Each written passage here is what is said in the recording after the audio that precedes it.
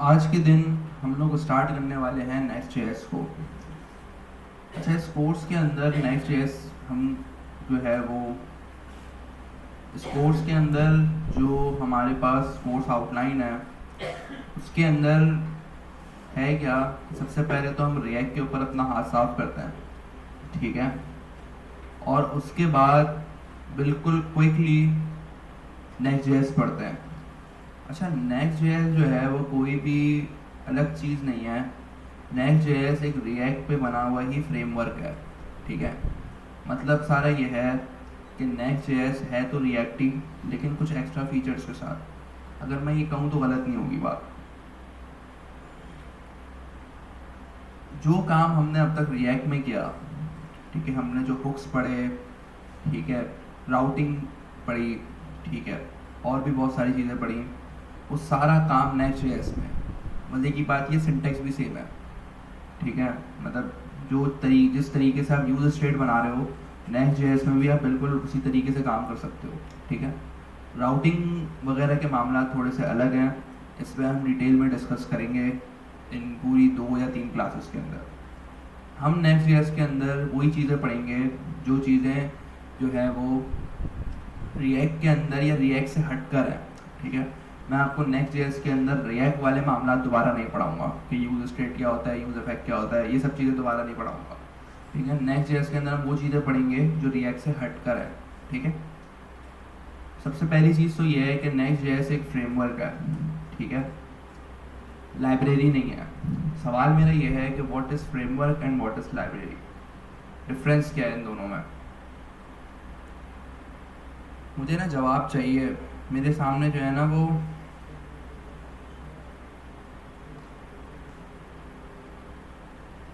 Library और framework में क्या फ़र्क है। सर लाइब्रेरी सर हम फ्रीहैंड यूज़ कर सकते हैं, उसकी कोई रिस्ट्रिक्शंस नहीं होती। और फ्रेमवर्क में सर ये होता है कि आपके रूल डिफाइन होते हैं, उसके अकॉर्डिंग आपको परफॉर्म करना होता है यूजर एप्लीकेशन पे काम करना।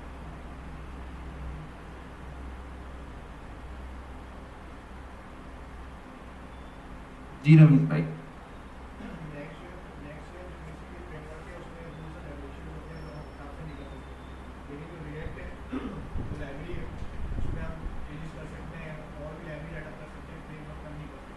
सही है जी। जी भाई। फ्रेमवर्क्स में सेट ऑफ रूल्स डिफाइन होते हैं, हम उन्हीं के मुताबिक काम करते हैं। लाइब्रेरी में हमारे पास फ्लेक्सिबिलिटी होती है, हम उसके मुताबिक चीज़ों को कर सकते हैं। जी समामा। तो लाइब्रेरी के अंदर रूल डिफाइन होता है जिसके मुताबिक हम काम करते हैं। फाइलें वगैरह का नाम वगैरह भी चेंज नहीं कर सकते, लाइब्रेरी में चेंज नहीं कर सकते अपने हिसाब से।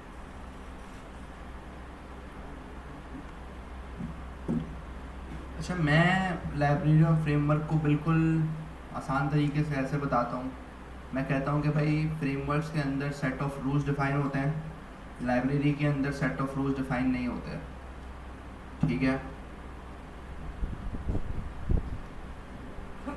Framework is just like a military.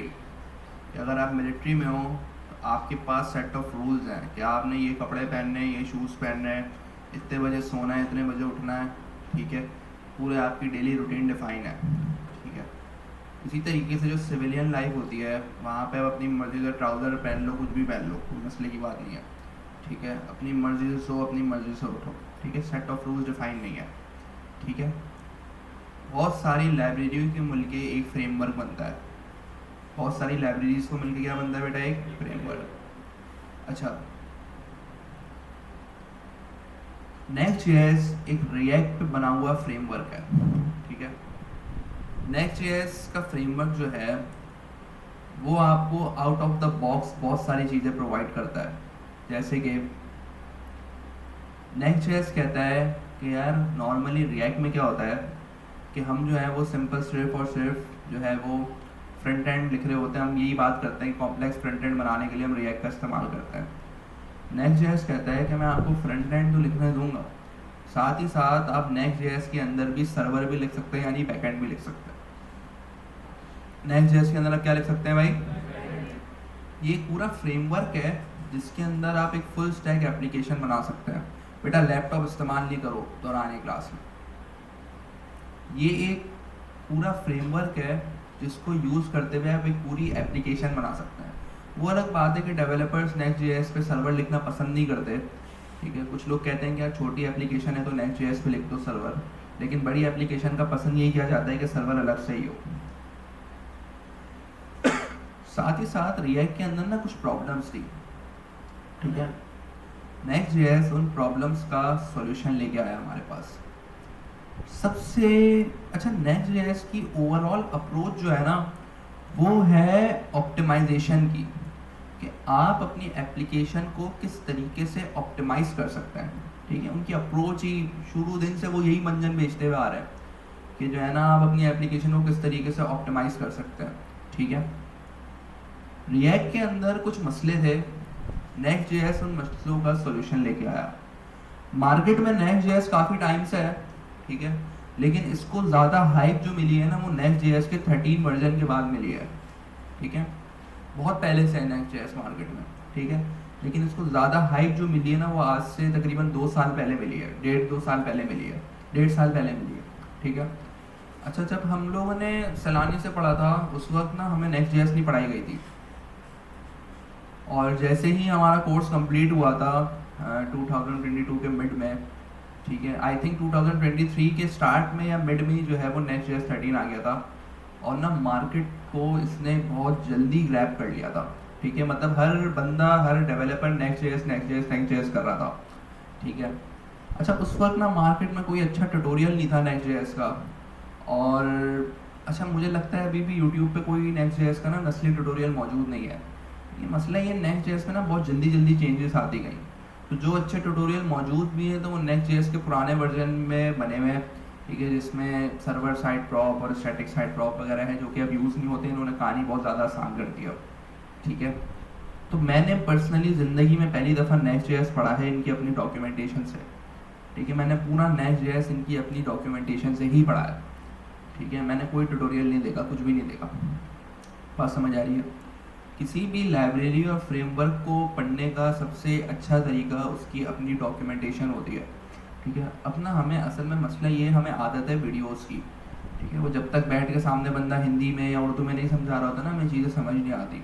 अच्छा, मेरी भी ऐसी आदत थी, सबकी ऐसी आदत है, ठीक है, आप लोगों की होगी भी अभी ऐसी आदत, लेकिन ना आपने डॉक्यूमेंटेशन पढ़ के चीज़ों को समझने की आदत अपने अंदर डालनी है, ठीक है। क्योंकि ये जो चीज़ है ना ये ज़िंदगी में फर्दर आपके बहुत काम आएगी। बहुत सारी लाइब्रेरीज ऐसी होती हैं जिनके आपको यूट्यूब पर ट्यूटोरियल नहीं मिलेंगे, उनके पास उनका ना सिर्फ एक डॉक्यूमेंट होगा बस, और आपको उसी डॉक्यूमेंट को पढ़ते समझते हुए ही काम करना होगा, और ऐसा बहुत होता है, ठीक है। आपको कोई वीडियो नहीं मिलती, ठीक है। इसी तरीके से नेक्स्ट.जेएस की मैं आपको मिसाल दे रहा था कि जब हमें नेक्स्ट.जेएस का 13 वर्जन पढ़ना था ना, तो उस वक्त जो है वो नेक्स्ट.जेएस का मार्केट में कोई ट्यूटोरियल आया ही नहीं था। कोई 3 महीने बाद ट्यूटोरियल आया था, वो भी एक पेड कोर्स था प्रोग्रामिंग विद मॉश का, वो भी मेरे ख्याल से कोई $300-400 का था उस वक्त, नया निकाला था उसमें, ठीक है। तो इतना तो अफोर्डेबल उस वक्त था नहीं, ठीक है, और मैं अभी भी कोई $400-500 का कोर्स लूँगा ही नहीं कभी ज़िंदगी में, ठीक है। खैर, तो कभी कभी ऐसी चीज़ हो जाती हैं, ठीक है, जैसे अब कोई प्रोजेक्ट आ गया, मेरे पास उस वक्त एक प्रोजेक्ट आ गया था नेक्स्ट.जेएस का, ठीक है, तो पढ़ना पड़ा, ठीक है। तो आपने अपनी आदत जो है ना वो डॉक्यूमेंटेशन पढ़ के जो है वो काम करने की आदत बनानी है आपने अपनी। क्लियर है बेटा सबको? जवाब दे दो भाई। अच्छा भाई, next.js.org पे मैं गया, ठीक है। सबसे पहली जो इनकी टैगलाइन है वो है the react framework for the web, ठीक है। नेक्स्ट.जेएस आपको ओवरऑल एक कंप्लीट सॉल्यूशन देता है एक फुल स्टैक एप्लीकेशन बनाने का, ठीक है। अच्छा, ये कह रहे हैं used by some of the world's largest companies, नेक्स्ट.जेएस enable you to create high quality web application with the power of React components, ठीक है। अच्छा, नेक्स्ट.जेएस को ना इतनी ज़्यादा हाइप इसलिए भी मिली कि मार्केट में रिएक्ट ऑलरेडी जो है ना वो अच्छा काम कर रही थी। रिएक्ट की जितनी बड़ी कम्युनिटी है उतनी ना एंगुलर की ना व्यू की है, ठीक है। और नेक्स्ट.जेएस जो मंजन लेके आया था उसमें कहानी यही थी कि वो कह रहा था यार रिएक्ट कंपोनेंट्स को यूज़ करते हुए आप सारा काम कर सकते हो, ठीक है। अच्छा, अब ना नेक्स्ट.जेएस क्यों यूज़ करूँ मैं, सवाल बनता है एक। अच्छा, रिएक्ट के अंदर ना एक बहुत बड़ा मसला है। रिएक्ट के अंदर जितना भी काम होता है वो सारा काम होता है क्लाइंट साइड पे। कहाँ पे होता है बेटा? जो सारा काम क्लाइंट साइड पे। अच्छा, अब ना हमारे पास यहाँ पे दो मंजन आते हैं। सबसे बड़ा मसला जो नेक्स्ट जेएस सॉल्व करता है, और नेक्स्ट जेएस हमें कहता है कि भाई ये काम करने से ये हो जाएगा, और मतलब सबसे ज़्यादा मार्केटिंग जो नेक्स्ट जेएस करता है वो करता है एसएसआर की। किसकी करता है भाई? एसएसआर की। अच्छा, ये एसएसआर क्या होता है? और ये CSR, client side rendering. React by default हमारे पास क्लाइंट साइड रेंडरिंग यूज़ करता है, ठीक है। अच्छा, अब ये क्लाइंट साइड रेंडरिंग और सर्वर साइड रेंडरिंग ये दोनों है किस बला का नाम, ठीक है। अच्छा, अब ना जो सीएसआर है ना, सीएसआर का सबसे बड़ा जो इशू था वो इशू ये है कि यार आपकी वेबसाइट में एसईओ करना एक तरीके से नामुमकिन हो जाता है, ठीक है। अच्छा, अब इसमें सवाल बनता है सर एसईओ क्या होता है? देखो, कोई भी बंदा अगर अपनी वेबसाइट बनवा रहा है ना, तो वो वेबसाइट ऑब्वियसली बात है बिजनेस करने के लिए बना रहा है, ठीक है। उसको उस वेबसाइट से पैसे कमाने हैं, ठीक है। अगर मैं कोई वेबसाइट बना रहा हूँ 5 लाख रुपए, यार बेटा फ़ोन यूज़ नहीं करो, यार बेटा नहीं करो, ऐसी हरकतें नहीं करो जिससे मुझे गुस्सा है, फिर मैं फटूंगा ना, तुम लोग बाहर हो गए यहाँ से। मोबाइल जेब में रख दो, मुझे दोबारा ना पूरे कोर्स में तुम्हें ना बोलना पड़े कि क्लास के दरमियान मोबाइल यूज़ करो। मोबाइल यूज़ करना है बाहर जाके यूज़ करो, इधर क्लास में बैठ के मेरा दिमाग ख़राब नहीं करो।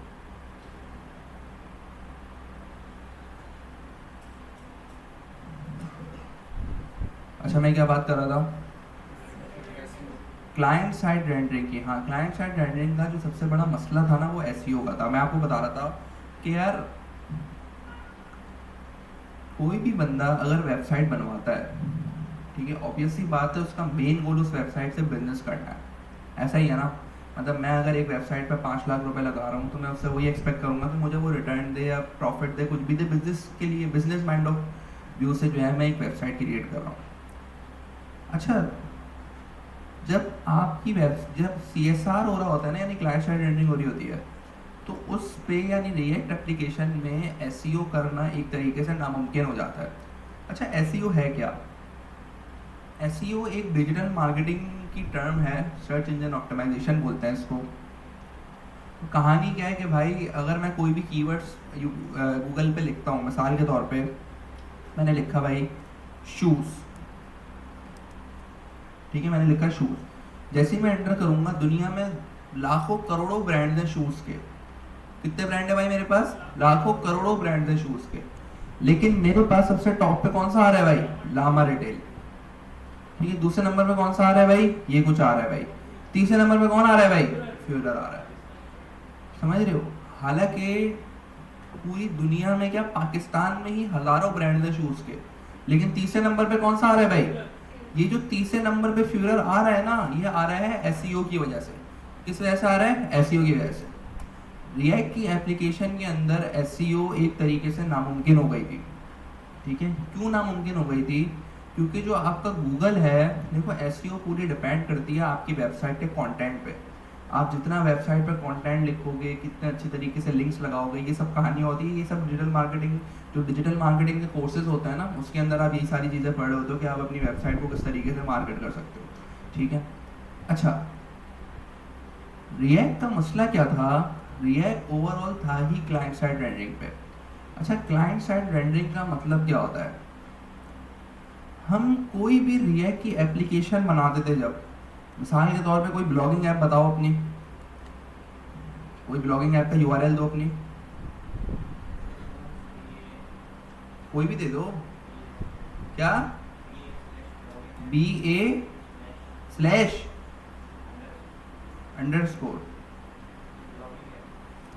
ब्लॉगिंग, यही है। देखो ये ना मेरे पास एक रिएक्ट पे बनी हुई एप्लीकेशन है, ये मेरे पास किस पे बनी हुई एप्लीकेशन है? रिएक्ट पे बनी हुई।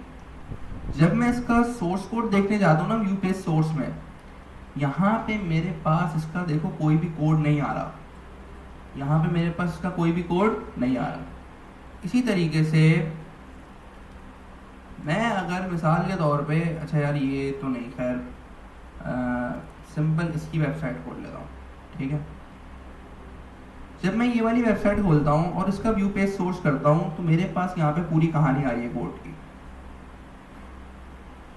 समझ आ रही है? इस पेज के अंदर जितना भी कोड है सारा मेरे पास आ रहा है, लिंक से लेकर ईच एंड एवरीथिंग तक। और रिएक्ट की ऐप में मेरे पास सिंपल क्या आ रहा है, एक डिव आ रहा है जिसकी आईडी क्या है भाई, रूट है। समझ आ रही है मेरी बात? तो सर्वर से हमारे पास यहाँ पे सिर्फ ये सिंपल HTML का पेज आ रहा है जिसके अंदर कुछ भी नहीं है, जिसके अंदर सिंपल क्या है भाई, ये डिव है जिसकी आईडी क्या है भाई, रूट है। जावास्क्रिप्ट के अंदर document.query सेलेक्टर करके API से डेटा कॉल करके स्क्रीन पे रेंडर कराते थे। इस सारे काम को हम बोलते हैं client side rendering. Client side rendering का मतलब ये है कि भाई जब आपके पास सर्वर से ना सिंपल HTML की फाइल आएगी इस तरीके से, सिंपल आपके पास क्या आएगी भाई, HTML की फाइल आएगी इस तरीके से, और इसके अंदर सिंपल क्या होगा भाई, डिव होगा जिसकी आईडी क्या है भाई, रूट है, और क्लाइंट पे ही आपका सारा डेटा रेंडर हो रहा होगा। समझ आ रही है? क्लाइंट पे आपका सारा डेटा क्या हो रहा होगा भाई, रेंडर हो रहा होगा। ठीक है, अच्छा अब सीन क्या है भाई, जो गूगल का इंजन है ना, ठीक है, SEO जो होता है वो सारा पढ़ता है आपके ये वाले कोड को। तो जब भी आपकी कोई एप्लीकेशन रिएक्ट पे बनी हुई है तो गूगल को तो आपका कोई भी कोड दिख ही नहीं रहा, उसको तो सिर्फ आपको सिर्फ एक सिंपल डिव दिख रहा है। वो इस डिव का क्या अचार डालेगा, उसको तो इस चीज़ की उसको पता ही नहीं है कि आपकी वेबसाइट है किस चीज़ की, क्या है क्या नहीं है। उसको यहाँ पे सिंपल क्या मिल रहा है भाई, ये डिव मिल रहा है जिसकी आईडी क्या है भाई, रूट है। ठीक है, क्लाइंट साइड रेंडरिंग में क्या होता है, देखो हमारे पास सिंपल जो काम होता है वो कैसे होता है। मैंने भाई मिसाल के तौर पे लिखा google.com, ठीक है, जो आपका ब्राउजर है वो सर्वर पे रिक्वेस्ट मारता है, सर्वर रिस्पॉन्स में आपको HTML CSS जावास्क्रिप्ट की फाइल्स दे देता है और वो आप स्क्रीन पे जो है वो चला देते हो। ऐसे ही काम हो रहा होता है। क्लाइंट साइड में क्या होता है, वही आप कुछ भी जब हिट मारते हो, ठीक है, सर्वर जाता है, सर्वर रिस्पॉन्स में जो है वो HTML CSS जावास्क्रिप्ट की फाइल, या इन शॉर्ट समझ लो रिएक्ट की फाइल भेज देता है। इसकी फाइल भेज देता है भाई, रिएक्ट। अच्छा, रिएक्ट की फाइल तो कुछ है ही नहीं क्योंकि आपका ब्राउजर तो HTML CSS जावास्क्रिप्ट ही समझता है। बताना मैं आपको ये चाह रहा हूँ यहाँ पे कि भाई रिएक्ट के अंदर जब आप एप्लीकेशन अपनी बनाते हो तो आपके ब्राउजर में सिंपल एक डिव आता है जिसकी आईडी क्या होती है भाई, रूट होती है, और इस रूट की आईडी पे document.query सेलेक्टर लगा हुआ होता है। याद है main.jsx में document.query selector .render का फंक्शन होता था। वो क्या करता है, क्लाइंट पे रहते हुए ही डेटा उसको रेंडर कर देता है। क्लाइंट पे रहते हुए डेटा क्या कर देता है, रेंडर। लेकिन जब मैं वेबसाइट पर रिक्वेस्ट मार रहा हूँ तो मेरे पास सिंपल क्या आ रहा है भाई, डिव आईडी रूट। ठीक है, जो गूगल का इंजन है ना वो इसको पढ़ ही नहीं पाता, बोल रहा है भाई इस डिव का मैं क्या करूँ। ठीक है, जो आपका SEO है ना वो इसी तरीके से काम करता है। वो ये पढ़ता है कोड कि भाई आपकी वेबसाइट के अंदर एड्रेस कहाँ लिखा है। देखो जैसे ये एड्रेस लिखा है, समझ आ रही है तुम लोग को मेरी बात? जी, सर्वर से आता है सारा, हाँ सर्वर से आता है। रिएक्ट के अंदर ये मसला है बहुत बड़ा, ठीक है, जिसको हल करता है Next.js। Next.js कहता है कि यार आपका जो क्लाइंट साइड वाला मसला है ना वो मसला मैं हल कर दूंगा। वो मसला मैं क्या कर दूंगा भाई, हल। मैं जितना भी कोड है, ठीक है, रिएक्ट क्या करता है यार, एक्चुअली ड्रॉ पे ना एक अच्छी सी डायग्राम बना लेते हैं, ठीक है।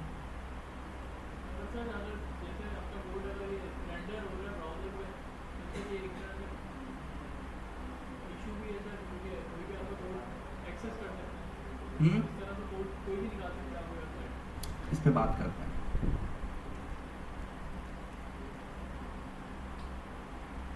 क्लाइंट साइड रेंडरिंग में क्या होता है, इधर देख लो बेटा, ब्राउज़र ने रिक्वेस्ट मारी सर्वर को, सर्वर ने रिस्पॉन्स किया, और सर्वर ने रिस्पॉन्स में क्या भेज दिया, सिंपल डिव जिसकी आईडी क्या है भाई, रूट है। डिव मिल गया, उस डिव के ऊपर क्लाइंट पे रहते हुए ही सारा रिक्वेस्ट, क्लाइंट पे रहते हुए ही तमाम रेंडरिंग होगी। क्लाइंट पे रहते हुए तमाम क्या हो जाएगी बेटा, रेंडरिंग हो जाएगी। यही काम सर्वर साइड रेंडरिंग में क्या होता है, सर्वर साइड रेंडरिंग में जैसे ही मैं क्लाइंट को रिक्वेस्ट, सर्वर को रिक्वेस्ट मार रहा हूँ, ठीक है, जितनी भी HTML है, जितनी भी सारी कहानियां हैं, वो सारी कहानियां हमारी कहाँ लोड हो रही है भाई, सर्वर पे ही लोड हो रही है सब, ठीक है। और वो रिस्पॉन्स में आपको HTML CSS जावास्क्रिप्ट की फाइल्स भेजता है जिसके अंदर आपके पास सारा कोड लिखा हुआ है, जिसके अंदर आपके पास क्या लिखा है भाई, सारा कोड लिखा हुआ है, ठीक है। आपके पास जितना भी मामला है वो सारा मामला सर्वर पे ही होते हुए क्लाइंट पे आ रहा है। बात समझ आ रही है? इससे क्या हो रहा है, इससे गूगल को पढ़ने में आसानी हो रही है। इससे क्या हो रहा है बेटा, गूगल को पढ़ने में आसानी हो रही है। ठीक है भाई। अच्छा, CSR में क्या होता है, सर्वर से आपके पास सिंपल खाली HTML की फाइल आती है। ठीक है, सिंपल आपके पास क्या आती है भाई, HTML की फाइल आती है जिसमें diff की आईडी क्या होती है भाई, रूट होती है। diff आता है, उसमें हम क्लाइंट पे रहते हुए चीजें तमाम रेंडर कर रहे होते हैं। ठीक है, सर्वर में क्या होता है, सारा काम सर्वर पे ही हो जाता है। सारा काम कहाँ हो जाता है बेटा, सर्वर। और ब्राउजर पे आके वो कुछ लोड वोड नहीं होता, सारा कोड हमारे पास सर्वर से ही बन के आ रहा होता है। बात समझ आ रही है? बात समझ आ रही है बेटा सबको? ये बिल्कुल एक छोटी सी कहानी थी आपकी क्लाइंट साइड रेंडरिंग की और सर्वर साइड रेंडरिंग की। समझ आया बेटा सबको? बिल्कुल छोटी सी कहानी है ये। अच्छा, ये कहानी ना बहुत ज़्यादा कंफ्यूजिंग लगती है लोगों को। ठीक है, लेकिन आपने इतना ज़्यादा परेशान नहीं होना है इसमें। आपने सिंपल समझना है कि यार रिएक्ट के अंदर क्या होता है, रिएक्ट के अंदर सर्वर से हमारे पास सिर्फ एक डिव आता है और वो डिव क्या करता है, क्लाइंट के ऊपर रहते हुए ही डॉक्यूमेंट डॉट क्वेरी सिलेक्टर के थ्रू डेटा रेंडर कर देता है। ठीक है, मसला क्या है, इसमें हमें लेआउट तो अच्छा मिल जाता है, ठीक है, एक्सपीरियंस भी अच्छा मिल जाता है, लेकिन गूगल जो है, गूगल को इन्फॉर्मेशन नहीं मिलती मेरी वेबसाइट की, सही, जिसकी वजह से वो वेबसाइट एसईओ में नहीं हो पाता। जैसे बात समझ आई? सर्वर पे इन दी एंड क्या होता है, सर्वर पे जितना भी काम होता है ना, सर्वर साइड रेंडरिंग पे सारा काम सर्वर पे ही हो जाता है। सारी रेंडरिंग कहाँ हो जाती है, सर्वर पे ही। हमारे पास पूरी बनी बनाई HTML CSS जावास्क्रिप्ट की वेबसाइट आ जाती है। ठीक है, और देख लो उसका कोड इस तरीके से आपके पास पूरा मिल जाता है। स्पीड पे कोई खासा फर्क नहीं पड़ता, नहीं। ठीक है, चलो, बात समझ आ गई बेटा सबको? क्लियर है? सर्वर साइड रेंडरिंग और क्लाइंट साइड रेंडरिंग यहाँ तक क्लियर है? किसी को मसला तो नहीं है बेटा यहाँ तक? पक्की बात है जी? परफॉर्मेंस की जो बात आती है सिर्फ एसयू की हद तक आती है। एसक्यू की हद तक आती है बेटा, किसी को यहाँ तक मसला तो नहीं है? ठीक है, चलो, बेहतरीन हो गया। सबसे बड़ा मसला जो हमारा रिएक्ट ने, नेक्स्ट.जेएस ने ख़त्म किया, वो मसला कौन सा ख़त्म किया भाई, सर्वर साइड रेंडरिंग का। नेक्स्ट.जेएस ने कहा कि भाई सर्वर साइड रेंडरिंग जो है, ठीक है, नेक्स्ट.जेएस ने कहा भाई सर्वर साइड रेंडरिंग जो है उसके थ्रू आपकी वेबसाइट की एसईओ भी क्या हो जाएगी, ज़बरदस्त हो जाएगी। ठीक है, अच्छा, अब एक सवाल बनता है, सर HTML में जब ये वाला काम हो रहा है तो फिर नेक्स्ट.जेएस की क्या ज़रूरत है? देखो, कॉम्प्लेक्स फ्रंट एंड बनाने के लिए मैंने क्या कहा था, रिएक्ट यूज़ करना है। रिएक्ट आपकी ज़िंदगी आसान कर देता है। ठीक है, तो नेक्स्ट.जेएस से भी आपके पास रिएक्ट है, तो कॉम्प्लेक्स फ्रंट एंड में आपको एसईओ के साथ रिएक्ट मिलने को मिल रही है। समझ आ रही है बेटा बात? कभी ना कोई काम रिएक्ट से हट के, कोई बड़ा प्रोजेक्ट अगर हो, रिएक्ट से हट के नॉर्मल जावास्क्रिप्ट में करने जाओगे ना, ज़िंदगी ख़राब हो जाएगी तुम लोगों की। समझ आ रही है तुम लोग को ये बात?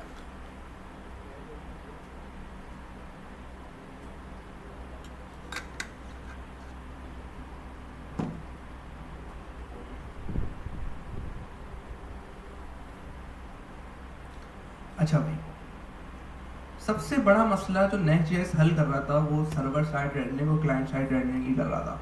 अच्छा, मैं कहूँ ना मेन फीचर यही है, मैं यही मसला हल कर रहा है, तो ये भी कोई गलत बात नहीं है। दूसरा मसला क्या हल कर रहा है, कह रहा है भाई फ्रेमवर्क है, बैकएंड में लिख सकते हो मेरे अंदर। ठीक है, तो आप पूरी फुल स्टैक एप्लीकेशन एक ही जो है वो मंजन में रहते हुए, ठीक है, आप कर सकते हो सारा, बैकएंड भी लिखो, फ्रंट एंड भी लिखो। ठीक है, एक ही मंजन में रहते हुए पूरा काम कर लो आप। ठीक है, हाँ, डिप्लॉयमेंट भी हो जाती है, ठीक है। अच्छा, लेकिन ना डेवलपर्स पसंद नहीं करते नेक्स्ट.जेएस पे बैकएंड लिखना। ठीक है, थोड़ा सा जो है ना वो एक्सपीरियंस बहुत बुरा हो जाता है। वो जो हम सर्वर अलग से लिखते हैं ना, उसकी बात अलग होती है। ठीक है ना, एक्सपीरियंस बहुत बुरा हो जाता है थोड़ा सा ना नेक्स्ट.जेएस पे अगर आप बैकएंड लिख रहे होते हैं तो। खैर, अच्छा, उसके बाद ना छोटे छोटे मंजन देता है नेक्स्ट.जेएस, जैसे कि ऐप राउटर। ठीक है, कहता है यार असल में रिएक्ट में क्या मसला है कि भाई आपके पास, आपको राउटिंग करनी है तो आप एक थर्ड पार्टी पैकेज यूज़ करो, रिएक्ट राउटर डॉम का। बात समझ आ रही बेटा सब? नेक्स्ट.जेएस कहता है भाईजान जितने भी ये वाले मामलात है ना, ये सारे मामलात मेरे अंदर इनबिल्ट हैं, आपको कुछ भी बाद में करने की ज़रूरत नहीं है। बात समझ आई है? नेक्स्ट.जेएस का ऐप राउटर बड़ी ज़बरदस्त चीज़ है। ठीक है, जब मैं आपको भी बताऊंगा ना आपको समझ आएगा। सही है बेटा? अच्छा, चौथी चीज़ जो नेक्स्ट जेएस हमें देता है वो देता है कि भाई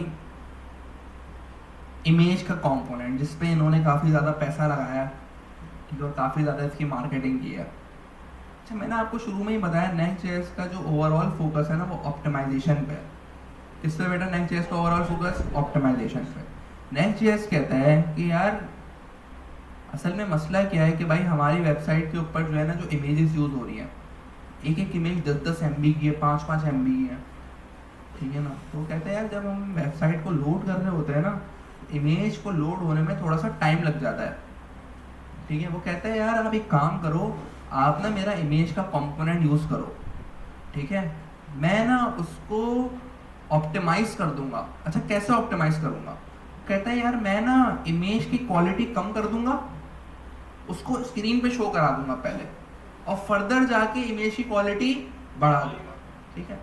होता क्या है, एक साथ जब 10 MB की इमेज लोड हो रही होती है, ठीक है, तो हमारे पास ना एक अजीब सा बिहेवियर आ रहा होता है। कैसा बिहेवियर आ रहा होता है भाई कि ना वो सारे आइटम तो स्क्रीन पे दिख जाते हैं, लेकिन इमेज थोड़ी देर बाद, 1 सेकंड बाद वो बाद में आ रही होती है, बड़ी इमेजेस होती है। नेक्स्ट जेएस कहता है यार तुम ये वाला इमेज का कंपोनेंट यूज़ करो, मैं क्या करूंगा, मैं इमेज की क्वालिटी कम करके स्क्रीन पे दिखा दूंगा वो, फिर फर्दर ना आगे जाके क्वालिटी हल्की हल्की करके पूरी बढ़ा दूंगा, ठीक है। तो इससे क्या होता है कि ओवरऑल आपकी इमेज ऑप्टिमाइज हो जाती है, और जो एक आपका पास खराब सा एक्सपीरियंस आ रहा होता है ना कि यार इमेज लोड होने में थोड़ा सा टाइम लग रहा है और वो देर से इमेज लोड हो रही है, तो कह रहा है यार ये वाला मसला मैं आपका हल करवा दूंगा, ठीक है भाई।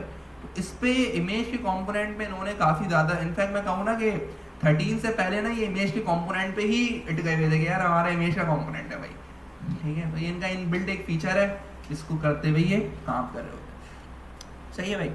उसके बाद इसमें आपको बहुत सारी चीज़ें, स्पेशल फाइल्स मिल जाती हैं, जैसे loading.js, ठीक है। loading.js क्या करते हैं, एक फाइल बना देते हैं जहाँ पे ना हम लोडिंग वाला काम कर देते हैं। अब जहाँ जहाँ लोडिंग हमारी एप्लीकेशन में यूज़ होनी होती है ना, वहाँ ये खुद चल जाता है वहाँ पे, तुम्हें कुछ भी करने की ज़रूरत नहीं है, ठीक है। इसी तरीके से error.js एक स्पेशल फाइल है, ठीक है। error.js पूरी स्पेशल एक डिज़ाइन कर लो, जहाँ जहाँ एरर आया तुम्हारी स्पेशल फाइल आ जाएगी। बात समझ आ रही है? तो ये कुछ फीचर्स थे। अच्छा, एक डेटा फैचिंग के भी कुछ फीचर्स हैं, ठीक है, वो हम आगे जब डेटा फैच कर रहे होंगे तो हम उसको समझ लेंगे। कहानी समझ आई है बेटा सबको? चलो बेहतरीन हो गया, ठीक है। तो नेक्स्ट जेएस के कुछ स्पेशल फीचर्स थे जो कि रिएक्ट से हटके थे, वो मैंने आपको यहाँ पे बता दिए। अच्छा, मैं आ गया नेक्स्ट जेएस की डॉक्यूमेंटेशन पे, ठीक है।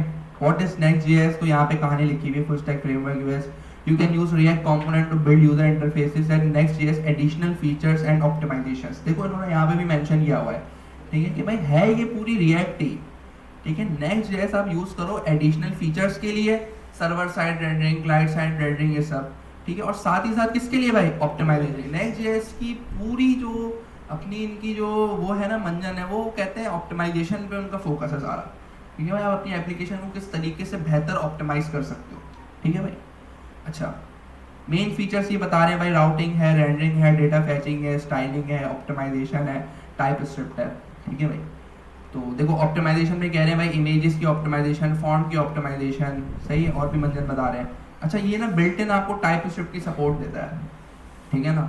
अच्छा, असल में ये इसलिए ये बात कही, देखो अभी तो हम वीड यूज़ कर रहे थे एक बंडल, उसके अंदर भी रिएक्ट की एप्लीकेशन में बाय डिफॉल्ट टाइप स्क्रिप्ट मिल जाती है आपको, लेकिन ना पहले क्रिएट रिएक्ट ऐप होती थी, उसके अंदर आपको बाय डिफॉल्ट टाइप स्क्रिप्ट की सपोर्ट नहीं मिलती थी, वो जावास्क्रिप्ट ही होता था, ठीक है ना भाई। अच्छा, ये स्टाइलिंग की बात कर रहे हैं, ठीक है। डेटा फैचिंग के मंजन है वो हम आगे जाके देखेंगे, ठीक है भाई। अच्छा, क्लाइंट साइड रेंडरिंग और सर्वर साइड रेंडरिंग की बात कर रहे हैं, ठीक है, और ये राउटिंग की बात कर रहे हैं, ठीक है। तो ये मेन फीचर्स के अंदर इन्होंने ये सारी बातें कर दी हैं, ठीक है भाई। चलो स्टार्ट करते हैं भाई। इंस्टॉलेशन पे आ जाता हूँ मैं डायरेक्ट, ठीक है। सबसे पहली कहानी इसने मुझे बोली है कि भाई ये वाली कमांड क्या करो भाई, कॉपी करो और यहाँ पे आके ये वाली कमांड आप चला दो।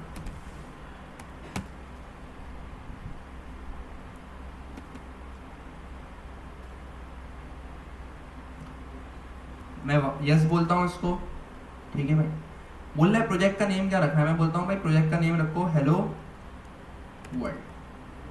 इन वैल्यू कैन कैपिटल लेटर। अच्छा, कैपिटल लेटर नहीं बना सकते आप, ठीक है। चलो, कैपिटल लेटर नाम नहीं रख सकते आप अपने प्रोजेक्ट में, कोई मसला नहीं। फ्रेमवर्क है, सेट ऑफ रूल्स डिफाइन है। ये प्रोजेक्ट नेम बताओ, मैं बोलता हूँ भाई हेलो वर्ल्ड, ठीक है। कह रहे टाइप स्क्रिप्ट यूज़ करनी है आपने, ठीक है। मैंने बोला यार नहीं करनी, टाइप स्क्रिप्ट मुझे यूज़ नहीं करनी। अच्छा, इस पर डिस्कस करते हैं थोड़ी देर में, टाइप स्क्रिप्ट जो है वो क्यों यूज़ नहीं करवा रहा मैं अभी। चलो, अच्छा ESLint ये पूछ रहा है यूज़ करना नहीं करना, मैं इसको बाय डिफ़ॉल्ट नो कर लेता हूँ। अच्छा, टेलमेंट के, अच्छा Next.js के अंदर ना बाय डिफ़ॉल्ट टेलमेंट की जो है ना वो सपोर्ट आती है, ठीक है। Next.js के अंदर बाय डिफ़ॉल्ट किसकी सपोर्ट आती है बेटा? टेलमेंट की। बोलता है टेलमेंट इंस्टॉल कर दूँ बाय डिफ़ॉल्ट, मैं बोलता हूँ कर लेते हैं, ठीक है। अच्छा, अब ना इसमें कहानी ये होती है कि यार इसमें ना दो कहानियाँ होती हैं। एक कहानी ये होती है कि SRC के फोल्डर, सारा SRC का फोल्डर होता है, उसके अंदर सारा काम कर लो, ठीक है। या तो बोलता है डायरेक्ट रूट पे ही रख लो, मैं कहता हूँ यार SRC डायरेक्टरी मुझे यूज़ नहीं करनी, ठीक है भाई। अच्छा, ऐप राउटर जो मैं आपको बोल रहा हूँ, Next.js ने राउटिंग का अपना अलग मंजन निकाला है, तो वो ऐप राउटर को मैं बाय डिफॉल्ट क्या बोल देता हूँ? यस बोल देता हूँ, ठीक है। Would you like to use turbo pack for Next app? अच्छा, टर्बो पैक का मुझे पता नहीं है क्या है, तो बाय डिफॉल्ट नो ही बोल देता हूँ मैं। अच्छा, एक और कहानी Next.js लेके आया है इम्पोर्ट एलियास करके, ठीक है। अच्छा, इम्पोर्ट एलियास क्या होता है मैं आपको बताता हूँ। अच्छा, ESLint बताना है और इम्पोर्ट एलियास बताना है। अच्छा, सबसे पहले तो हम देखते हैं ESLint क्या होता है। ESLint, ठीक है।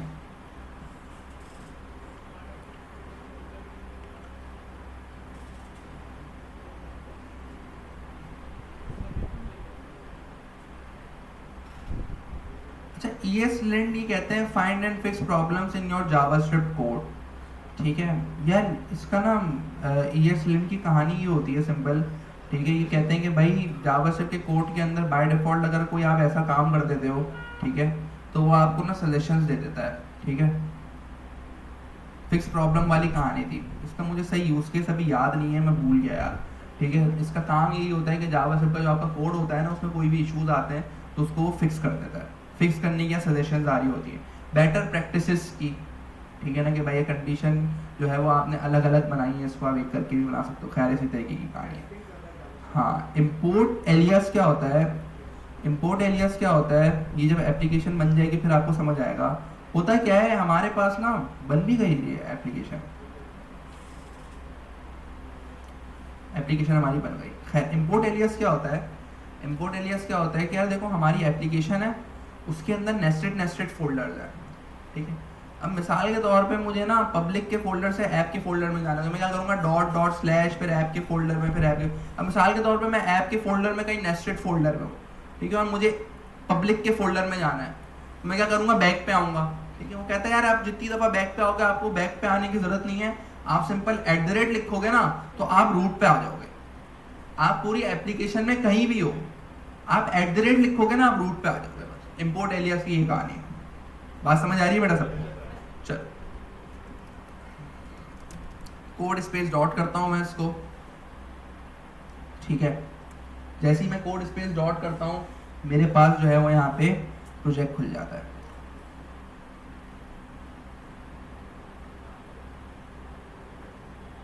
रिकॉर्डिंग हो भी रही है, नहीं हो रही? चलो, प्रोजेक्ट मेरे पास खुल गया, ठीक है। एक एक करके जो है ना वो फोल्डर स्ट्रक्चर को समझ रहे होते हैं। सबसे पहले ही जो हमारे पास फाइल है tailwind config.js की फाइल है, ठीक है। tailwind config पता है ना सबको, tailwind की जो कॉन्फ़िगरेशन फाइल होती है हमारे पास, ठीक है। एक और हमारे पास यहाँ पे फाइल है, वो फाइल है readme.md। कौन सी फाइल है बेटा हमारी? readme.md। एक और हमारे पास फाइल है postcss.config.mjs। कौन सी फाइल है बेटा? postcss। अच्छा, ये कॉन्फ़िगरेशन फाइल है आपकी, ठीक है। वो जो इंपोर्ट एलियास वाली कहानी मैंने आपको बताई थी ना कि @ लिखोगे तो ये कि बाय डिफॉल्ट कॉन्फ़िगरेशन कुछ हुई भी है इनकी। package.json आपको पता है पूरी फाइल की इन्फॉर्मेशन आपकी package.json में होती है। log.json में थोड़ी एडिशनल इन्फॉर्मेशन package.json के साथ होती है। next config.mjs, ठीक है, Next.js की थोड़ी सी कॉन्फ़िगरेशन फाइल है ये, ठीक है। जावास्क्रिप्ट की कॉन्फ़िगरेशन फाइल है। git ignore वो फाइल जो आपको जो है वो git पे नहीं भिजवानी, ठीक है। पब्लिक का फोल्डर है जिसके अंदर बाय डिफॉल्ट सारी जो है वो इमेजेस रखी हुई हैं। लोड मॉड्यूल्स आपकी डिपेंडेंसीज जो जितनी भी सारी होती है। और मेन फोल्डर यहाँ पे जो आपका है वो है ऐप का फोल्डर। कौन सा फोल्डर है बेटा मेन आपका? ऐप का फोल्डर। जावास्क्रिप्ट के अंदर main.jsx होती थी जिसके अंदर diff id रूट को document.query selector करके बुलाते थे और उस पर रेंडर करवा देते थे। यहाँ पे जो आपकी मेन फाइल है वो है लेआउट की फाइल। कौन सी फाइल है बेटा? लेआउट की फाइल। ठीक है, अच्छा लेआउट की फाइल में सबसे पहले तो इन्होंने यहाँ पे कुछ फॉन्ट्स बुलाए हुए हैं। क्या बुलाए हुए हैं बेटा? फॉन्ट्स वगैरह बुलाए हुए हैं। उसके बाद ना यहाँ पे इन्होंने मेटा डेटा के नाम से एक ऑब्जेक्ट बनाया हुआ है। याद है HTML के अंदर हेड के अंदर मेटा का टैग होता था, ये वाले सारे काम रिएक्ट के अंदर नहीं होते थे। यहाँ पे ये बोल रहा है ये सारे काम आप कर सकते हो। ठीक है, अपनी डिस्क्रिप्शन, अपना टाइटल, ठीक है, डिटेल में डिफाइन कर सकते हो। ठीक है, तो वो जो SEO वाला बंदा होता है ना, जो आपको मेटा का टैग बना के देता था, HTML के अंदर चिपका देते थे मार्केटिंग के लिए, वो सारे काम आप ना अब लेआउट की फाइल में करोगे। बात समझ आ रही है बेटा? नहीं आ रही? ठीक है, अच्छा उसके बाद इन्होंने क्या किया है, एक सिंपल इन्होंने फंक्शन बनाया रूट लेआउट के नाम से, जिसके अंदर ये क्या बुला रहे हैं भाई? चिल्ड्रन को बुला रहे हैं। किसको बुला रहे हैं बेटा? चिल्ड्रन को। ये जो चिल्ड्रन है ना, ये आपकी पूरी एप्लीकेशन है। ये जो चिल्ड्रन है ना, ये आपकी क्या है बेटा? पूरी एप्लीकेशन। यहाँ पे इन्होंने HTML बुलाया हुआ है, बॉडी बुलाया हुआ है, फिर HTML बुलाया हुआ है। बात समझ आ रही है? तो ये जिस तरीके से हमारे पास main.jsx होती थी, उस तरीके से यहाँ पे हमारे पास कौन सी फाइल है बेटा? layout.js की फाइल है। किसी को मसला है यहाँ तक? बोलो ना यार, किसी को मसला है यहाँ तक?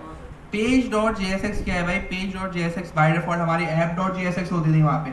यहाँ पे कौन सी है बेटा? page.jsx।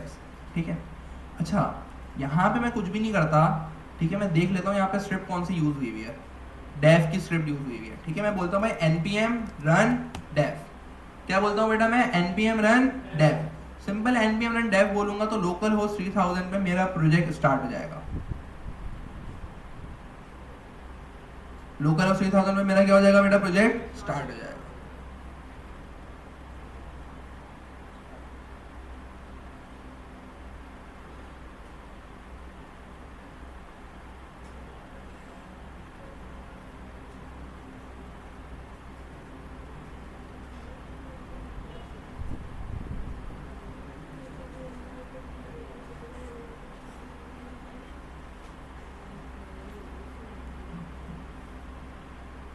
एरर क्यों आ रहा है भाई? चीज नहीं मिल रही होगी इसको। खैर, बाय डिफॉल्ट मेरे पास ये डिजाइन, बाय डिफॉल्ट मेरे पास यहाँ पे आता है रीडर, डॉक्स वगैरह, ये सब चीज़ आती है। ये डिज़ाइन बना हुआ है बाय डिफॉल्ट। इसको मैं पूरा डिज़ाइन को उड़ा देता हूँ यहाँ से। ठीक है, और मैं क्या करता हूँ, मैं सिंपल बोलता हूँ RAFCE। क्या बोलता हूँ भाई मैं इसको? RAFCE। और इसको पेज ही बोल देते हैं यहाँ पे। ठीक है, कंपोनेंट का पहला वर्ड कैपिटल होता है। ठीक है, RAFCE बोल दिया मैंने सिंपल। ठीक है, यहाँ पे बोल देते हैं भाई H1। ठीक है, और यहाँ पे हम क्या बोल देते हैं भाई? Hello world. ठीक है भाई, इसको मैंने सेव किया और मेरे पास यहाँ पे क्या आ गया भाई? हेलो वर्ल्ड आ गया। एरर किस चीज़ का आ रहा है?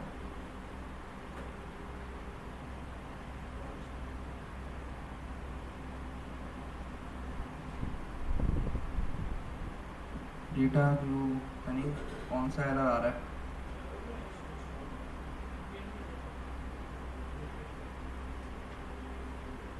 रिलोड किया मेरे पास, यहाँ पे क्या आ गया भाई? Hello world. इसको देखते हैं क्या मसला है ये।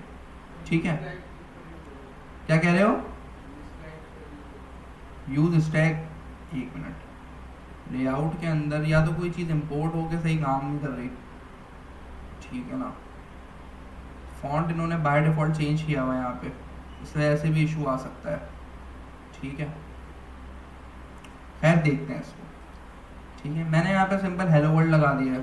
ठीक है, global.css के अंदर बाय डिफॉल्ट मेरे पास ये सारी चीज़ें लिखी हुई हैं।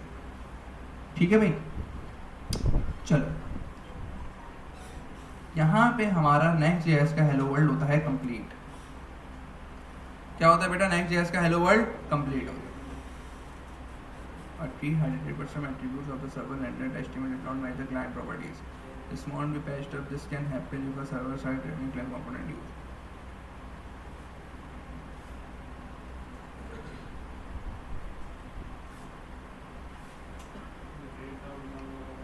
मेरे ख्याल से ब्राउज़र एक्सटेंशन है कुछ। ठीक है, इस वजह से मसला आ रहा है कोई। ऐसा ही है ना? एक्सटेंशन ओपन तो नहीं हुई भी। चलो खैर है। ठीक है भाई, चलो। अच्छा, अब ना मज़े की बात मैं आपको दिखाता हूँ। मैं यहाँ पे जब बोल रहा हूँ ना console.log हेलो वर्ल्ड, ठीक है। तो रिएक्ट के अंदर क्या होता था, कंसोल हमारे पास यहाँ पे आता था, ठीक है। अच्छा अभी भी ये यहाँ पे आ रहा है, ठीक है, लेकिन एक्चुअल में कंसोल हमारे पास कहाँ आएगा भाई, अब सर्वर पे। कहाँ आएगा भाई कंसोल, बात समझ रहे हो, क्योंकि जितना भी काम है सारा, वो सारा काम कहाँ हो रहा है भाई, सर्वर पे हो रहा है। कहानी समझ आई बेटा, नहीं आई, कहानी समझ आई ये वाली, नहीं आई। अच्छा अभी यहाँ पे शो करा रहा है, लेकिन लिखा हुआ आ रहा है सर्वर, ये खुद मैं पहली दफा देख रहा हूँ कि यहाँ पे भी शो करा रहा है, वरना हमारे पास कभी भी कंसोल यहाँ पे नहीं आता, ठीक है। कंसोल हमारे पास कहाँ आता है भाई, यहाँ पे आता है, ठीक है। अब जो ये Next.js का पेज है ना, ये बाय डिफॉल्ट सर्वर पे ही रेंडर हो रहा है। कहाँ रेंडर हो रहा है बेटा, सर्वर पे ही रेंडर हो रहा है बाय डिफॉल्ट। कहाँ रेंडर हो रहा है बेटा, सर्वर पे ही रेंडर हो रहा है। समझ आ रही है बेटा बात, क्लाइंट पे ये रेंडर नहीं हो रहा, क्लाइंट पे रेंडर बेटा ये नहीं हो रहा, बात समझ आई है। अब ना यहाँ पे आती हैं कुछ कहानियां। रिएक्ट के हमारे पास जितने भी हुक्स थे, यूज स्टेट, यूज इफेक्ट, ठीक है, रिएक्ट के हमारे पास जितने भी हुक्स थे, यूज स्टेट, यूज इफेक्ट, वो सारे हुक्स तो क्लाइंट के थे भाई।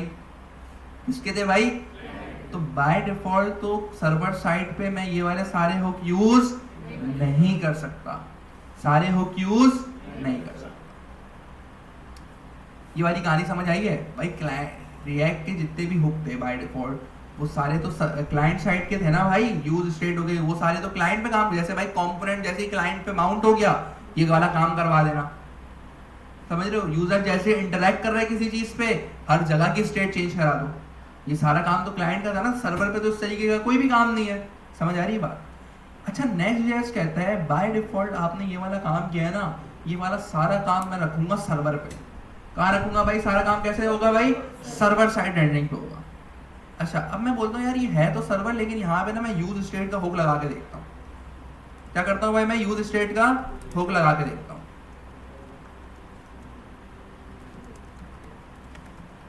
ठीक है, जैसे ही मैंने यूज स्टेट का हुक लगाया, यहाँ पे मेरे पास आ गया बेटा एरर। क्या आ गया भाई मेरे पास, you are importing a component that needs use state, this React hook only work in a client component. ठीक है, मतलब सर्वर कंपोनेंट में और रिएक्ट का कोई भी हुक इस्तेमाल नहीं कर सकते। सवाल ये है कि यार बाय डिफॉल्ट जो है ना, ये बाय डिफॉल्ट ये क्या हो रहा है भाई, बाय डिफॉल्ट जो है वो ये सर्वर पे रेंडर हो रहा है। ठीक है, मैं चाह रहा हूँ कि यार ये वाला जो कंपोनेंट ने क्लाइंट पे रेंडर हो। भाई मिसाल के तौर पे क्लाइंट का इंटरेक्शन करवाना है कहीं पे, ठीक है। अच्छा मैं तुम्हें ये बात छोड़ दूँ, मैं सिर्फ इतना बता रहा हूँ भाई ये सर्वर पे रेंडर हो रहा है ना, बाय डिफॉल्ट Next.js क्या बोल रहा है भाई, सर्वर पे। मैं चाह रहा हूँ ये क्लाइंट पे रेंडर हो। कहाँ रेंडर हो भाई, वो बोलता है कुछ भी नहीं करो भाई, अगर तुम इसी कंपोनेंट को क्लाइंट पे रेंडर कराना चाह रहे हो ना, तुम टॉप पे क्या लिख दो भाई, यूज क्लाइंट, बस।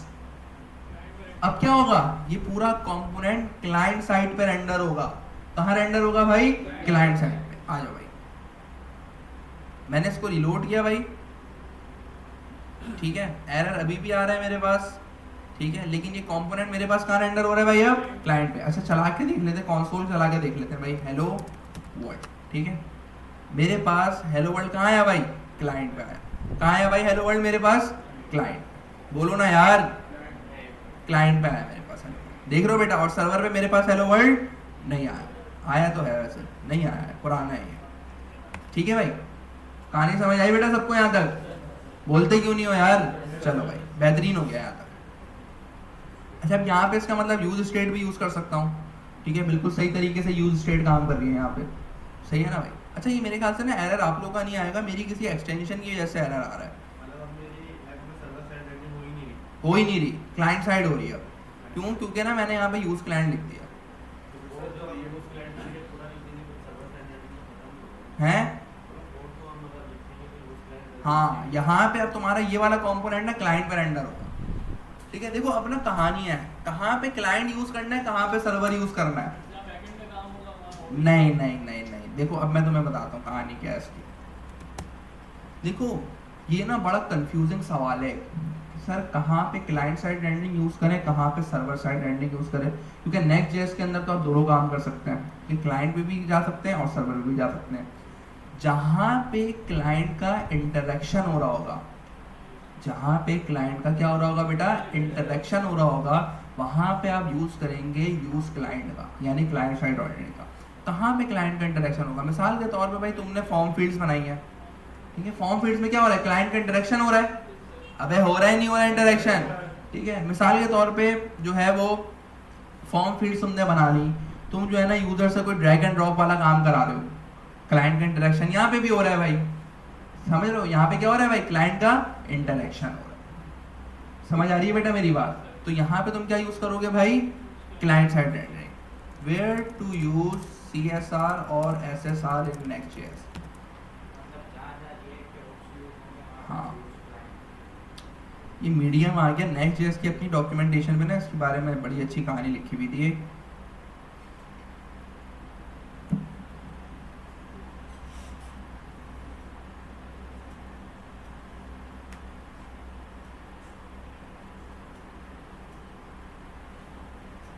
तो पुरानी कहानी है, ठीक है।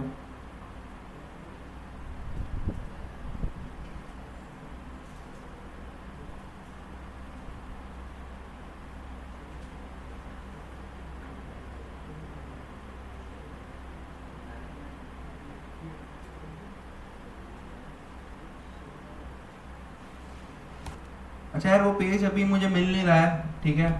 अच्छा उसमें मैं आपको लेकिन सिंपल बता रहा हूँ, जहाँ पे भी क्लाइंट का इंटरेक्शन आ रहा है ना, वहाँ पे आप क्लाइंट साइड रेंडरिंग यूज़ करोगे। और जहाँ भी क्लाइंट का इंटरेक्शन, मिसाल के तौर पे आपने सिंपल कुछ नहीं करना, आपने डेटाबेस से डेटा मंगा के उसको स्क्रीन पर रेंडर कराना है। यहाँ पे क्लाइंट का कोई भी इंटरेक्शन नहीं है, यहाँ पे क्लाइंट का कोई भी इंटरेक्शन नहीं है, तो आप वहाँ पे क्या यूज़ कर लो भाई? Server side rendering. कोशिश आपने ये करनी है कि ज़्यादा से ज़्यादा आप हर जगह पे सर्वर साइड यूज़ कर लो। ज़्यादा से ज़्यादा हर जगह पे क्या यूज़ कर लो भाई?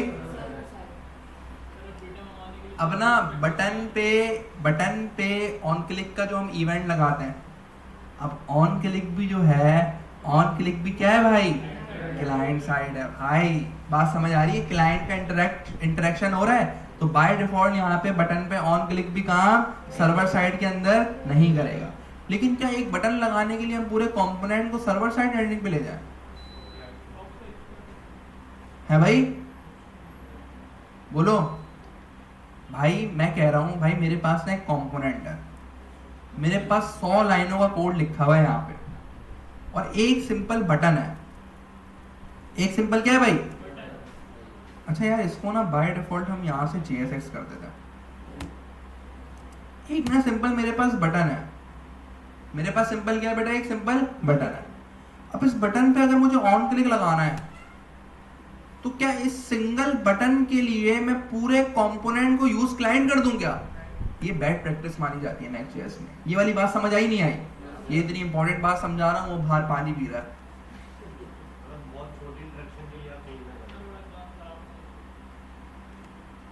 अभी मैं क्या बोलूं यार, आ गया पानी पी के आ गया। मैंने कहा भाई मिसाल के तौर पे मैं कोशिश करूंगा कि Next.js के अंदर ज़्यादा से ज़्यादा मैं सर्वर साइड रेंडरिंग का इस्तेमाल करूं। ज़्यादा से ज़्यादा किस चीज़ का इस्तेमाल करूं? सर्वर साइड रेंडरिंग का। अब एक मैंने बात कही, मैंने बोला यार मिसाल के तौर पे बटन पे अगर मैं ऑन क्लिक लगा रहा हूँ, तो ये भी तो क्लाइंट का इंटरेक्शन ही है ना, ठीक है। इसका मतलब ये सर्वर साइड पे काम नहीं करेगा, ये सर्वर साइड पे काम नहीं करेगा। तो क्या एक बटन के लिए मैं इस पूरे कंपोनेंट को यूज क्लाइंट कर दूं? मैं ऐसा काम नहीं करूंगा। कोशिश मैं करूंगा ज्यादा से ज्यादा काम मैं कहां रेंडर कराऊं? सर्वर पर रेंडर कराऊं। मिसाल के तौर पे ये एक बटन है, ठीक है। इस बटन को जो है वो मुझे, इस बटन को जो है ना वो मुझे क्लाइंट साइड पे रखना है, यानी ऑन क्लिक लगाना है। मैं क्या करूंगा? मैं ना ऐप के अंदर बना दूंगा एक कंपोनेंट्स का फोल्डर। इसका फोल्डर बना दूंगा और यहाँ पे बोलूंगा btn.jsx। क्या बोलूंगा भाई? btn.jsx। RAFCE btn बन गया भाई। यहाँ पे मैं बोलूंगा ये जो btn का कंपोनेंट है ना, ये कंपोनेंट क्या कर दो भाई? यूज क्लाइंट, यानी बटन का कंपोनेंट क्या हो जाए भाई? क्लाइंट साइड पे रेंडर हो। कहाँ रेंडर हो भाई? क्लाइंट साइड पे। मैंने बोला भाई बटन पे क्लिक कर दो और यहाँ पे मैं ऑन क्लिक बोल देता हूँ। क्या बोल देता हूँ मैं यहाँ पे? On click. console.log btn click, ठीक है। मैंने क्या किया? मैंने इस बटन के कंपोनेंट को क्लाइंट साइड पे रेंडर करा दिया। मैंने क्या किया? इस बटन के कंपोनेंट को क्लाइंट साइड पे, और पेज को मैं सर्वर पे ही रेंडर करवाऊंगा। पेज को किस पे रेंडर कराऊंगा, सर्वर पे, और यहाँ पे जितना भी मंजन करूंगा वो सारा मंजन सर्वर पे ही रेंडर होगा। सिर्फ और सिर्फ बटन का कंपोनेंट, किसका कंपोनेंट भाई, बटन का कंपोनेंट मेरे पास कहाँ रेंडर होगा, क्लाइंट पे रेंडर होगा। कहाँ रेंडर होगा भाई, क्लाइंट पे। देखो क्या हुआ भाई, you are importing that needs use state. अच्छा यूज स्टेट इंपोर्ट नहीं कर सकते हम, चलो भाई ठीक है भाई। अब कहानी क्या हुई है, देखो ये दोनों चीजें सर्वर पे रेंडर हुई हैं और बटन कहाँ रेंडर हुआ है, क्लाइंट पे। बटन पे क्लिक कर रहा हूँ, देखो बटन क्लिक कहाँ चल रहा है, क्लाइंट पे, और ये दोनों चीजें कहाँ रेंडर हुई है भाई, सर्वर पे। ये वाली कहानी समझ, सबसे मेन कहानी है, सबसे मेन कहानी है, ठीक है, कि आपने कहाँ क्लाइंट साइड यूज करना है, कहाँ सर्वर साइड यूज करना है। अभी तक हमने कुछ भी नहीं देखा, हमने देखा भाई नेक्स्ट जेएस के अंदर ना मंजन है क्लाइंट साइड रेंडरिंग का और सर्वर साइड रेंडरिंग का, ठीक है। क्लाइंट साइड बोले तो सारे मंजन क्लाइंट पे रेंडर हो रहे हैं, सर्वर का मतलब जितना भी माल है वो सारा माल कहाँ से होके आ रहा है भाई, सर्वर से होके आ रहा है। कहाँ से होके आ रहा है भाई, सर्वर से। हाँ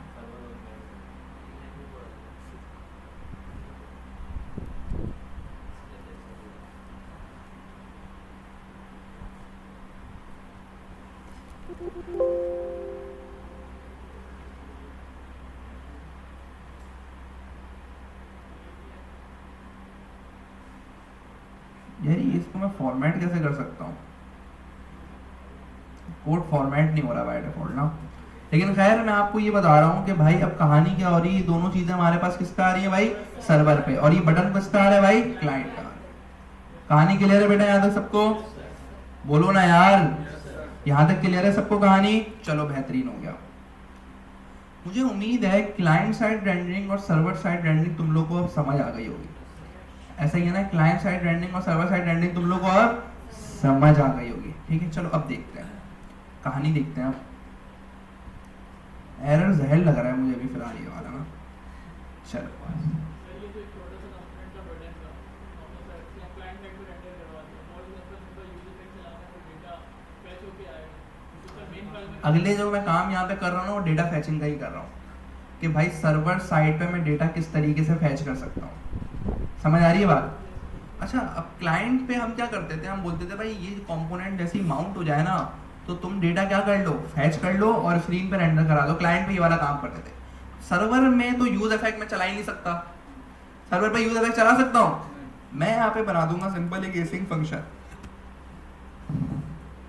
मैं क्या बना दूंगा भाई, सिंपल एक एसिंग फंक्शन, ठीक है, डायरेक्ट भी काम कर सकता हूँ। Const data is equal to await, const data is equal to await के आगे क्या लगा दो भाई, फैच। इस फंक्शन को क्या कर दो भाई, एसिंग। क्या कर दो भाई इस फंक्शन को, एसिंग। चलो फैच के आगे तुम बोल दो भाई जेसन प्लेस होल्डर की एपीआई उठा लेते हैं यहाँ पे,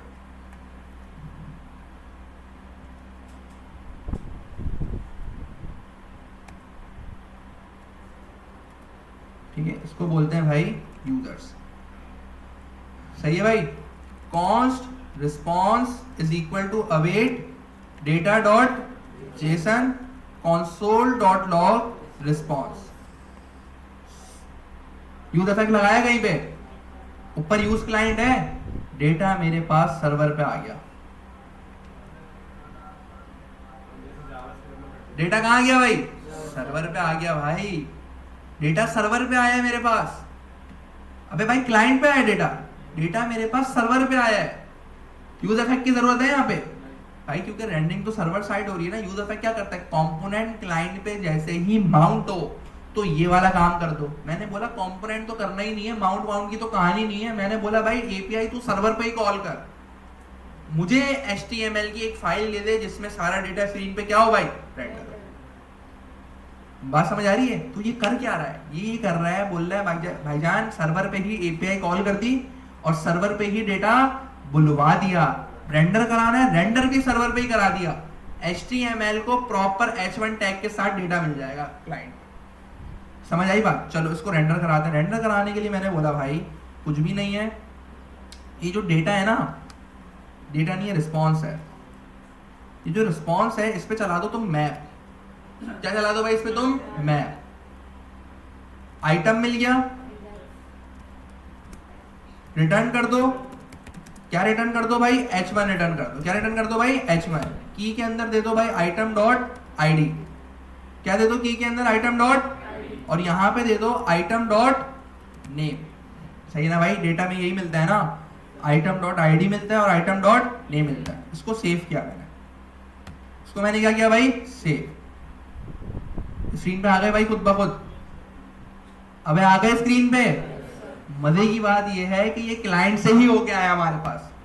क्लाइंट बोला सर्वर पे रेंडर होके ही आए मेरे पास। देखो मिसाल देता हूं मैं, यहाँ पे व्यू पेज सोर्स करता हूं ना, जब चल ही नहीं रहा यार ये तो, व्यू पेज सोर्स करता हूं ना, व्यू पेज सोर्स पे तुम देखो मेरे पास ना h1 होगा। यहाँ पे सर्च करते हैं, यहाँ पे h1 देख रहे हो? h1 पे यहाँ पे सारे नाम लिखे हुए आए हैं, दिख रहा है तुम लोगों को?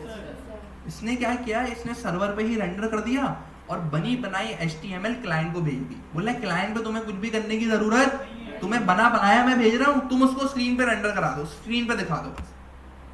अब जो API से तुमने डेटा कॉल किया है ना गूगल को, वो भी मिल रहा है सारा।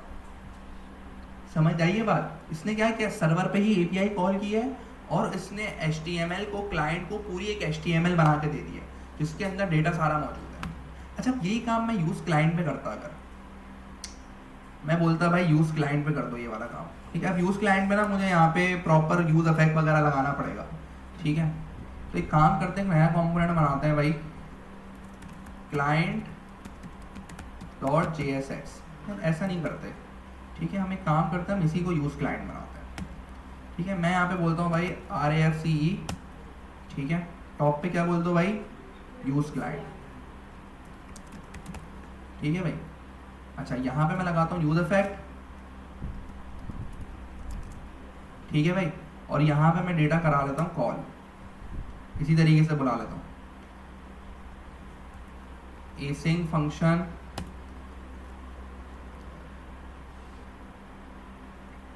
async function gate data. गर्मी लग रही है यार, और यहाँ पे डेटा मंगा लो, यहाँ पे क्या मंगा लो भाई? डेटा, ठीक है? और यहाँ पे डेटा, गेट डेटा के फंक्शन को क्या कर दो भाई? कॉल कर दो। ऊपर स्टेट बुला लो भाई,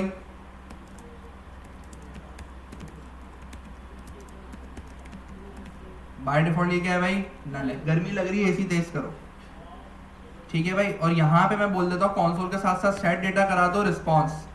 क्या करा दो भाई? Set data. अब यहाँ पे मुझे कंडीशन भी लगानी पड़ेगी, अबे लगानी पड़ेगी ना भाई, क्योंकि डेटा बाय डिफॉल्ट एम्प्टी है। डेटा अगर है तो ही डेटा पे क्या करो भाई? मैप चलाओ, ठीक है? रिटर्न यहाँ पे कर देते हैं यही जो पहले का है रिटर्न,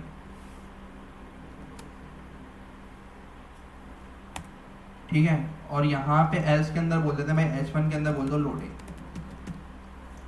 ठीक है भाई? सेव किया, इसको रिलोड किया भाई, लोडिंग आया और फिर मेरे पास क्या आ गया भाई?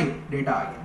लेकिन अब यहाँ पे कहानी ये है, यहाँ पे अब मेरे पास वो h1 वाली कहानी नहीं आ रही। अबे आ रही है, नेक्स्ट एरर आ रहा है, ठीक है? लेकिन वो वाले काम मेरे पास, वो वाले नाम मेरे पास नहीं आ रहे। क्यों नहीं आ रहे? क्योंकि अब जो API है वो क्लाइंट पे कॉल हो रही है। कहाँ कॉल हो रही है API? क्लाइंट पे कॉल हो रही है और क्लाइंट पे डेटा आ रहा है मेरे पास, ठीक है? पहले मैंने क्या किया? मैंने बोला भाई तुम API ना सर्वर से कॉल करके ही भेजो। API क्या करो भाई? सर्वर से कॉल करके भेजो। तो सारा काम सर्वर पे हो रहा था और हमारे पास क्लाइंट पे जो है, हमारे पास क्लाइंट पे बनी बनाई HTML की स्टैटिक फाइल आ रही थी। ये बिल्कुल ऐसा ही है जैसे हम HTML के अंदर एक H1 की बहुत सारे H1 बना रहे हैं और उसके अंदर ये सारे नाम दे रहे हैं। समझ आ रही है? ये बिल्कुल इस तरीके से काम कर रहा है। API कॉलिंग में भी इस तरीके से काम कर रहा है। HTML के अंदर बना बनाया कोड आ रहा है मेरे पास सारा।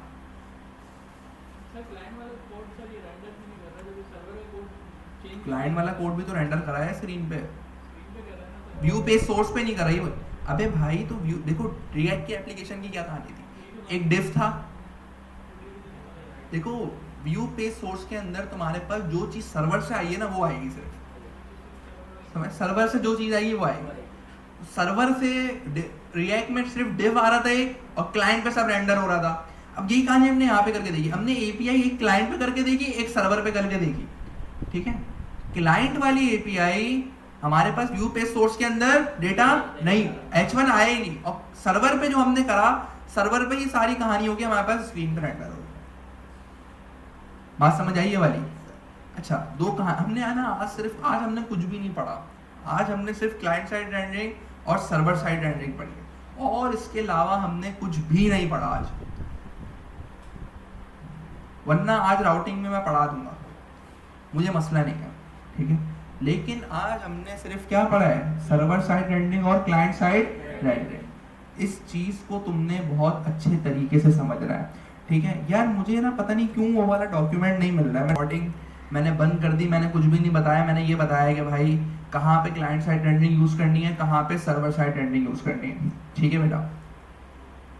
आज हमने कुछ भी नहीं पढ़ा, आज हमने सिर्फ क्लाइंट साइड रेंडरिंग और सर्वर साइड रेंडरिंग का मंजन देखा है, ठीक है। अच्छा, मैं ना यहाँ पे रिकॉर्डिंग ऑफ कर रहा हूँ,